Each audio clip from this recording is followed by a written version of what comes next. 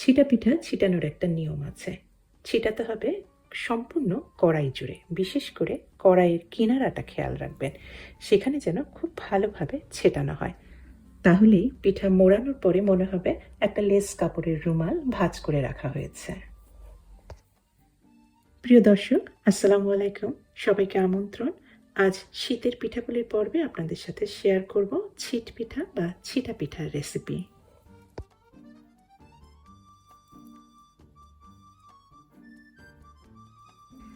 একদম পারফেক্টভাবে লেস কাপড়ের মতোই ফিনফিনে হালকা মচমচে শীতের এই ছিট পিঠা তৈরি করে ফেলতে পারবেন। পিঠা তৈরির জন্য আমি 1 কাপ পরিমাণ আতপ চাল নিয়েছি। আতপ চাল অর্থাৎ যে ধান সেদ্ধ না করে চাল তৈরি করা হয়, যেমন বাসমতি, পোলাও, এগুলি সবই আতপ চাল। আতপ চাল দিয়ে পিঠা তৈরি করলে পিঠা একটু মচমচে ধরনের হয়। আর এই চাল আমি সারা রাত ভিজিয়ে রেখেছিলাম। আজকে সকালে পিঠা তৈরির জন্য চালের পানিটা ফেলে দিয়েছি। চাল ভালোভাবে ধোয়াই আছে, পানিটা ঝরিয়ে নিলাম। চালের মধ্যে দিয়ে দিলাম একটা ছোট পেঁয়াজ, কয়েকটা টুকরা করেছি, আর আদার স্লাইস দিয়েছি 3-4টার মতো।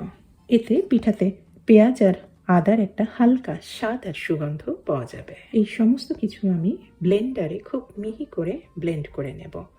আর ব্লেন্ড করার জন্য আমি পানি দিয়েছি 1 কাপ পরিমাণ। যেই কাপে আমি চালটা মেপেছি সেই কাপেরই আমি 1 কাপ পরিমাণ পানি দিয়েছি।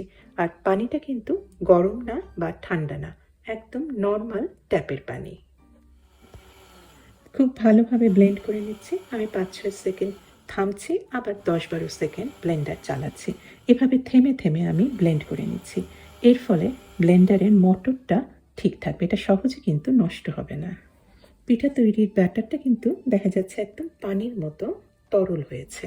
একটু খেয়াল করবেন এই জায়গাটা, পিঠা তৈরির এই ব্যাটারটার ঘনত্বটা কীরকম আছে। একদম পানির মতো কিন্তু তরল হয়েছে। এটাই ঠিক কনসিস্টেন্সি। আপাতত ব্লেন্ড করা হয়ে গেছে, তবে এখানে কিন্তু আর একটা ইনগ্রেডিয়েন্ট দেব। আমি একটা ডিমের সাদা অংশটা শুধু ব্যবহার করছি।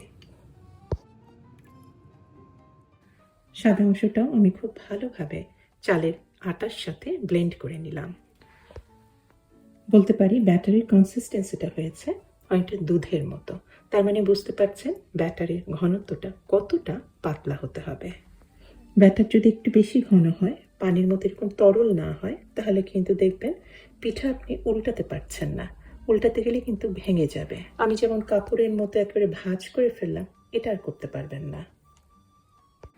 আর পিঠা ভাজার একটা টিপস আছে। আমি প্রথমে চুলার উপরে একটা পুরনো তাওয়া দিয়েছি, লোহার তাওয়া, খুব ভালোভাবে গনগনে করে গরম করে নিয়ে তারপরে দিয়েছি ননস্টিক প্যান, যেই প্যানে আমি পিঠা ভাজবো।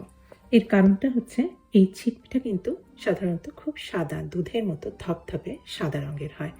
আমরা যদি প্যানটা সরাসরি চুলার উপরে দিই আর হাই হিটে কিন্তু এই পিঠা ভাজতে হয়, তাহলে কিন্তু খুব কম সময়ের মধ্যে পিঠা কিন্তু একদম একটু কালচে রঙের হয়ে যাবে। রঙটা দুধের মতো সাদা ধপধপে থাকবে না। তাওয়া দিয়ে যদি করেন তাহলে দেখবেন যে হাই হিটে ভাজতে পারবেন, খুব কম সময়ের মধ্যেই হবে, কিন্তু এই পিঠার রঙটা কিন্তু একদম দুধের মতো সাদা ধপধপে থাকবে। এই রঙটা আর চেঞ্জ হবে না। আমি তো এর মধ্যেই একটা অলরেডি তৈরি করে ফেলেছি, হাত দিয়ে ছিটিয়ে ছিটিয়ে, আঙুলে জাস্ট ছিটিয়ে ছিটিয়ে যেভাবে করেছি সেভাবে ছেটাবেন। তাহলেই দেখবেন যে এইভাবে এরকম এক একটা পিঠা তৈরি হয়ে যাবে। আর পিঠা ঢাকার কোনো দরকার নেই, শুধুমাত্র এই তাওয়ার উপর, প্যানের উপর রাখবেন 5 থেকে 6 সেকেন্ডের মতো।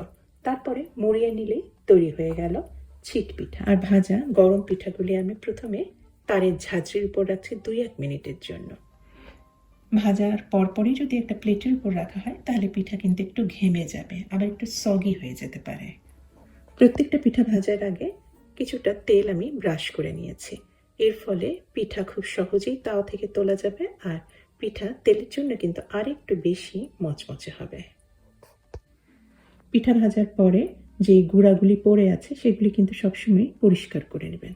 তাওয়াটা ভালোভাবে মুছে নিয়ে আবার নতুন পিঠা ভাজবেন। ওই একইভাবে গোলাটার মধ্যে আঙুলগুলি দিয়ে, এবং গোলাটা কিন্তু সবসময় একটু নাড়াচাড়া করে নেবেন, কারণ চালের গুঁড়ি কিন্তু একটু নিচে জমাট হয়ে থাকতে পারে। লেস কাপড়ের মতো ফিনফিনে এই ছিট পিঠার কিনারগুলি খুব মচমচে আর ভেতরেরটা হালকা মচমচে।